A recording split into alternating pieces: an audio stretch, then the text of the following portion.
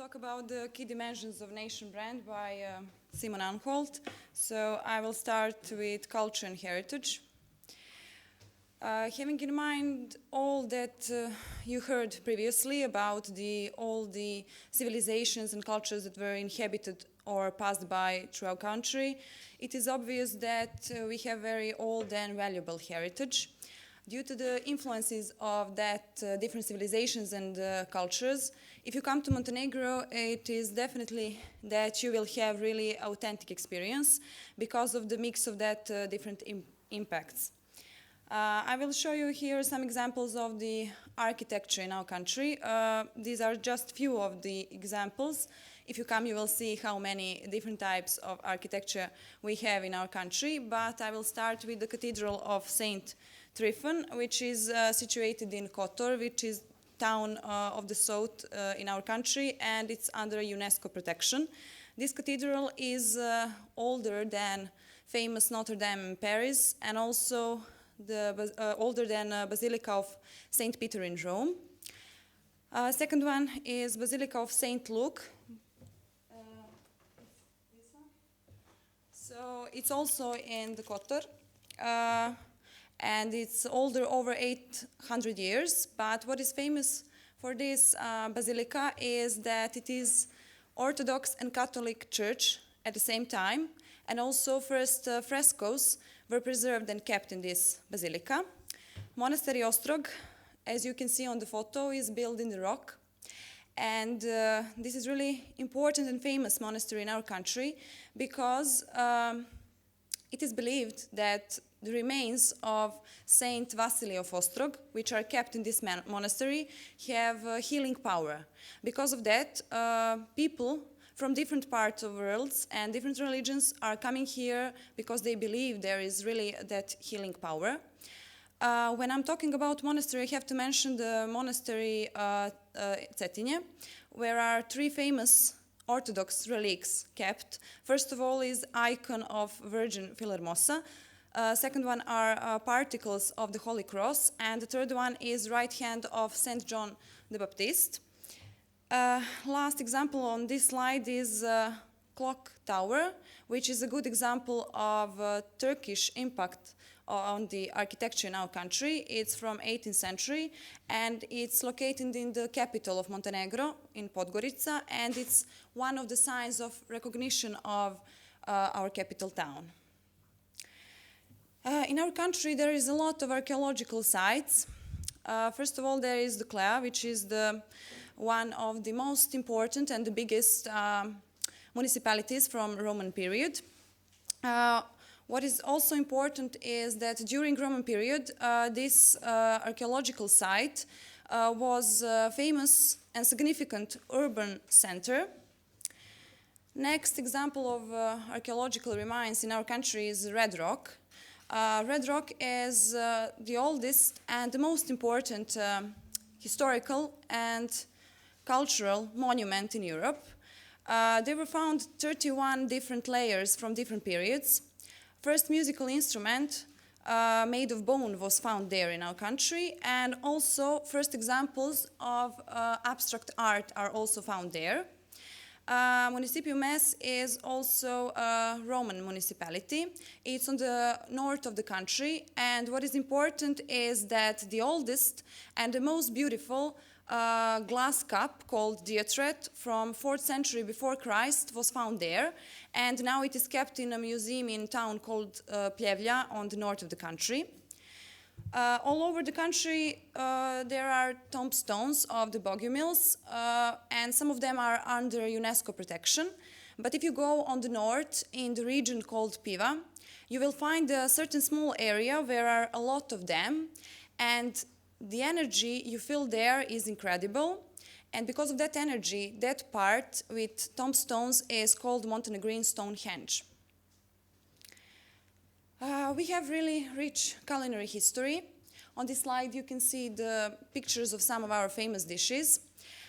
We have plenty of dishes depending on the part of the country you are actually visiting. But what you will see is that we are using familiar ingredients in a completely new way. Of course, I have to mention that on our cuisine there was influence of the neighborhood countries, but also of Greece, Italy, Austria, Turkey, and Hungary. Tourism is the next dimension of nation branding. On this slide you can see some data regarding the overnights in the previous year, and also the country of origin of tourists in the period of last 3 years. But what is more important is why you should visit Montenegro. Well, first of all, there is a lot of natural beauties in our country. We are a small country, but we have 5 national parks. We have 170 beaches. There is Tara Canyon, which is the second largest and deepest canyon in the world after the Canyon of Colorado. Tara River is one of the cleanest river and is known as Tear of Europe. Also in our country there is numerous animal and plant species. For example, on Skadar Lake, which is one of our national parks, there is about 267 different bird species. One of them is, of course, pelican. There is also about 40 different fish species on Skadar Lake. River Bojana is actually the only river in the world that flows upstream. Why is it famous?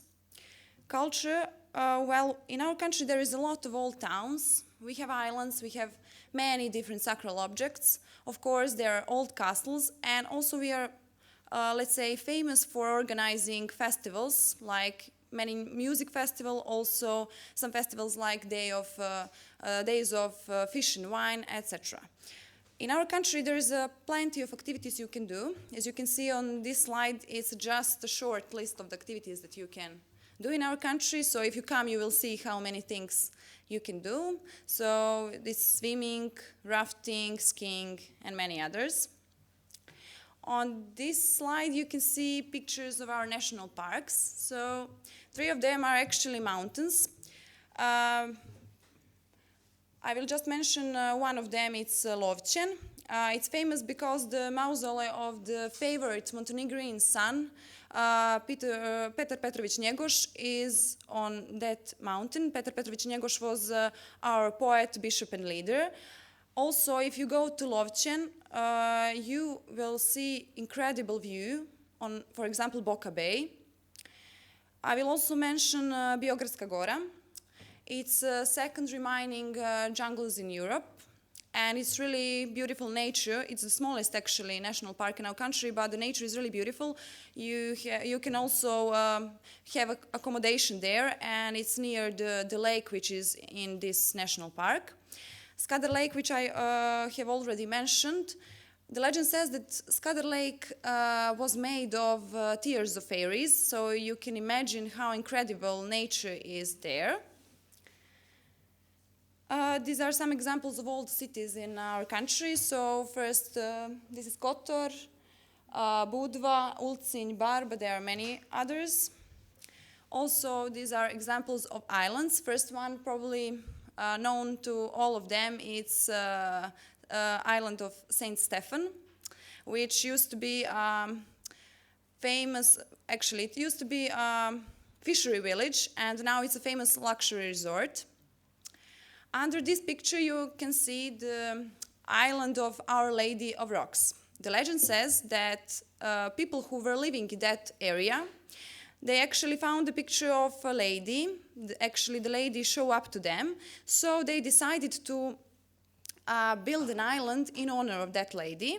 So they took rocks, old boats, and many things, and this procedure was lasting for years, and at the end this island was created. You can see on the picture how incredible it is. On the other side there is island of flowers, and under it is island known as Mamula.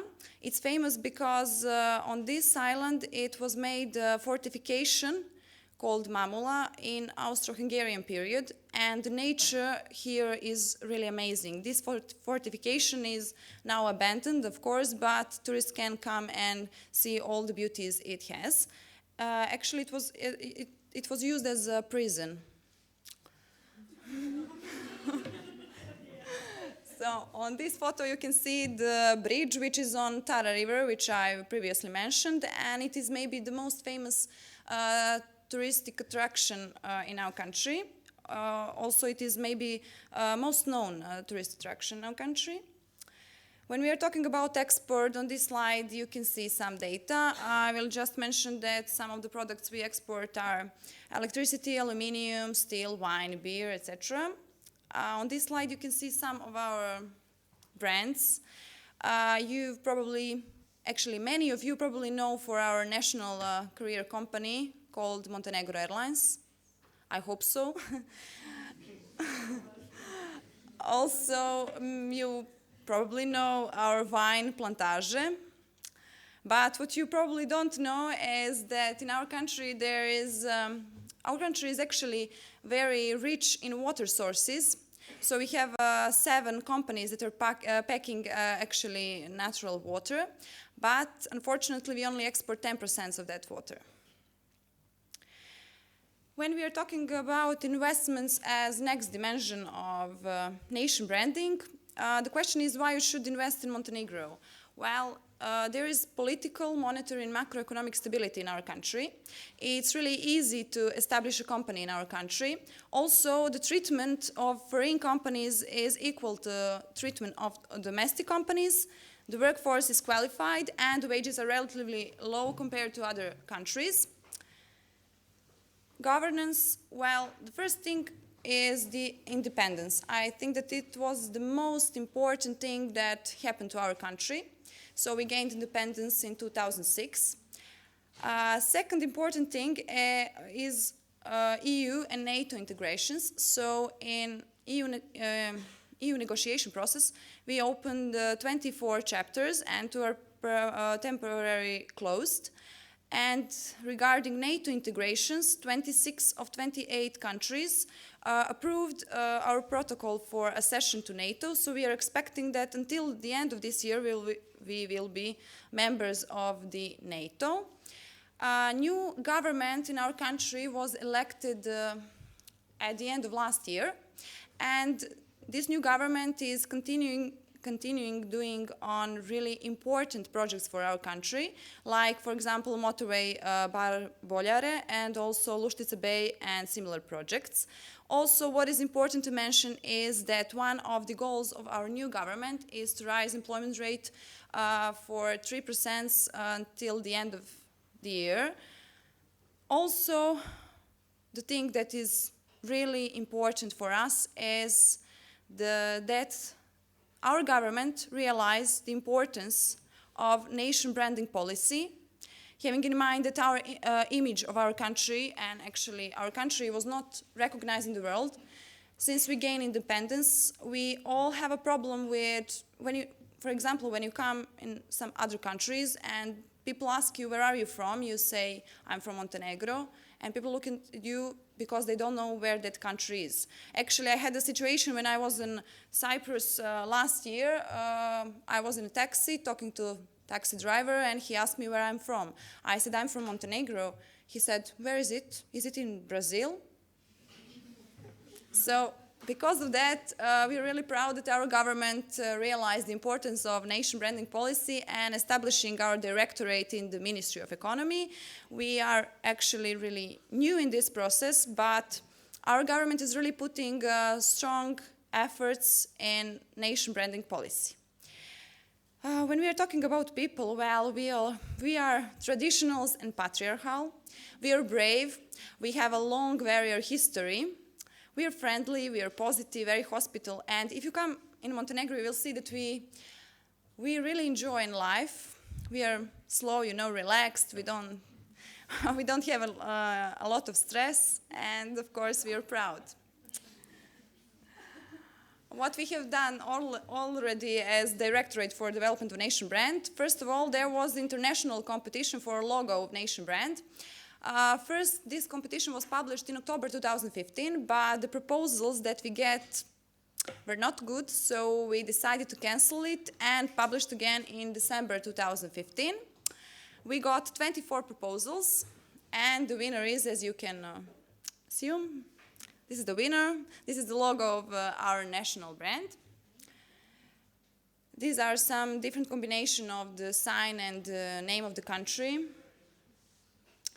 This is the idea how this logo was created. Well, first thing is our national emblem, as you can see on this slide.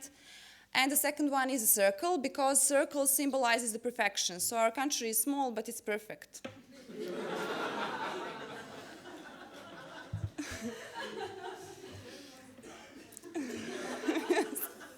So, how people in our country see our logo of nation brand. First of all, they say it reminds them of national emblem. As you can see, it was used for its creation. Second thing is phoenix. Well, it can be associated with gaining independence again in 2006. So phoenix means we are reborn again in 2006.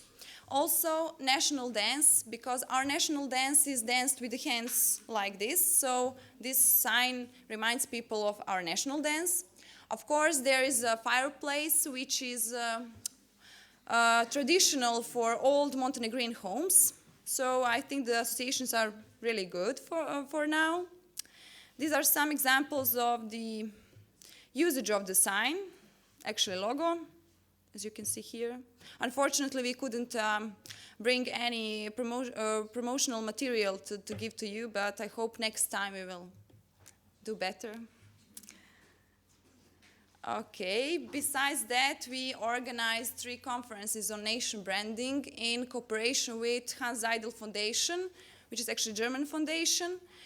2 of them were conducted last year and 1 was this year.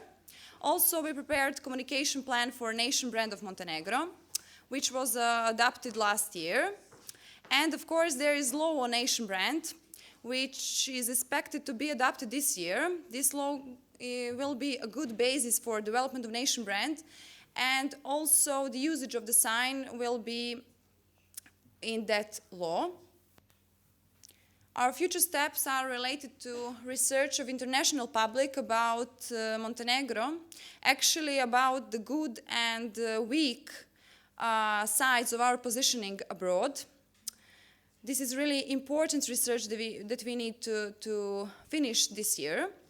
Also, there are info days that we are going to organize in every municipality in our country in order to involve all citizens in the process of nation branding and to explain them why it's important for all of us to go in this process. And of course, there is a strategy for development of nation brand, which is the most important document that we need to prepare, and we are really working hard on it. So we are hoping that it is going to be finished till the end of this year. So